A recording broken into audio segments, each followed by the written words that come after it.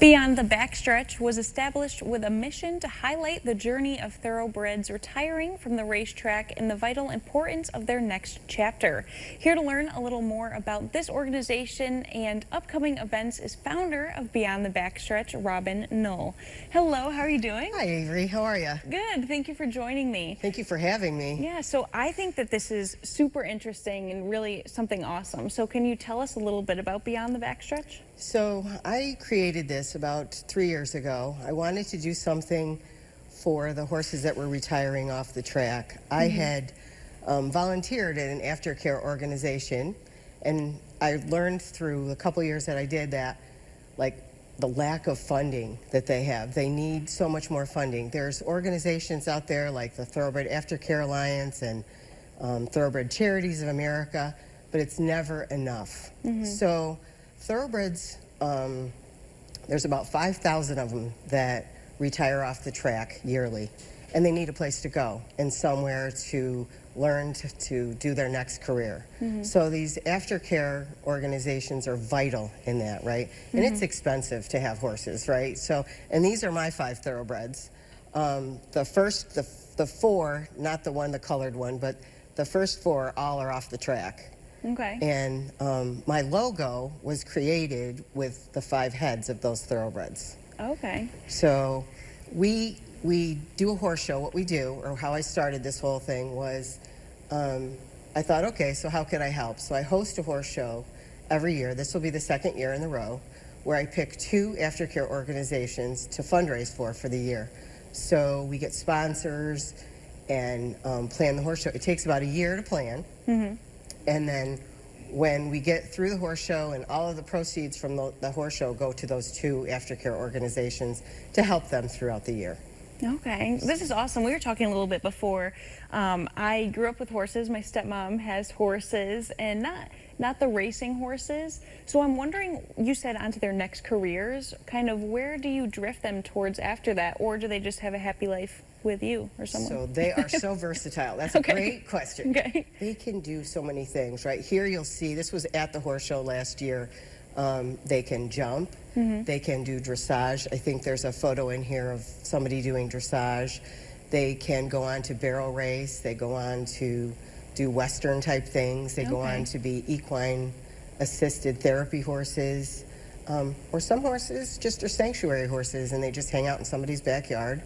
Or, you know, just do kind of at liberty kind of things. So they really are. I mean, there's a myth that all thoroughbreds are crazy, and they really aren't. Every horse is different. You know, every animal is different in their own ways. People are crazy. Yeah, right? Yeah, I've ridden since I was 8 years old. Okay. So I've always had a love for horses. And I started on thoroughbreds way, way long time ago, because at the time, they were more accessible than what's out there now, right? So, and then people kind of drifted away from them, and the big thing was, oh, they're crazy, they can't go on to do other things, but they're amazing horses. All right. And I have a question, because I don't know too much about horses, so I hope I don't sound dumb, but they're not like the huge ones, right? Are they like... They're pretty big. They're bigger than like usual? You need to come visit. Okay, you're right. So, one of my horses is at the withers. What it is 17 one hands, which is 6 foot at the withers. Wow. So all right.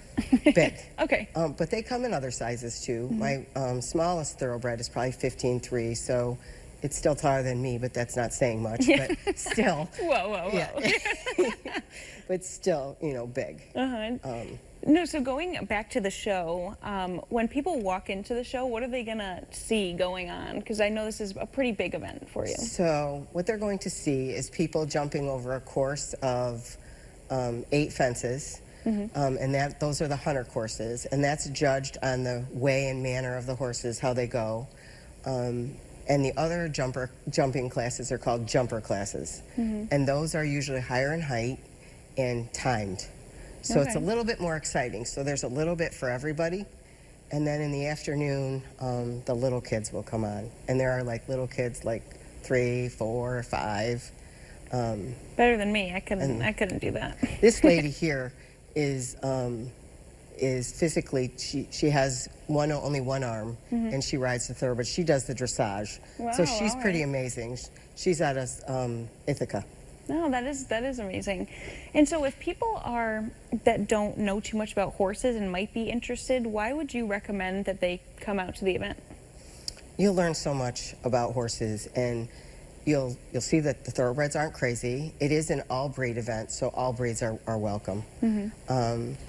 But we're highlighting the thoroughbreds, and there'll be people there talking about thoroughbreds and nutrition and all of those things. And it's fun. It's something that not everybody sees, right? Like, it's funny. Someone at work, my day job work yesterday, said, "Oh, well, you can't retire. What will you do?" And I said, "Well, I'm going to do my horses." "Well, you need something that makes you have brain power." And I said, "There is thinking power in horses." Yeah. "Oh, not in horses." So I think people would learn about this, and it would be enjoyable. Yeah, and like I said about my stepmom earlier, I know it's like a full-time job for her too, because when she helps a lot of the horses and she loves it. So that is kind of a big job for her. And I want to ask one more question, like how rewarding of a job is it to be able to save these horses and bring them to their next chapter? Huge. Yeah. You know, some of these horses end up in kill pens and those kind of things. So that's what we're trying to prevent is, you know, that there's enough money out there and knowledge for them to not end up there. Yeah, of course. So if people are interested in maybe stopping out or coming to the event, where can they find more information? So I have a website called BeyondTheBackstretch.com. I'm also on Facebook and Instagram. All the information is out there, and if you would want to sponsor or donate to the cause, and you can always just email me, and I'd be happy to email back. And that's beyondthebackstretch@gmail.com.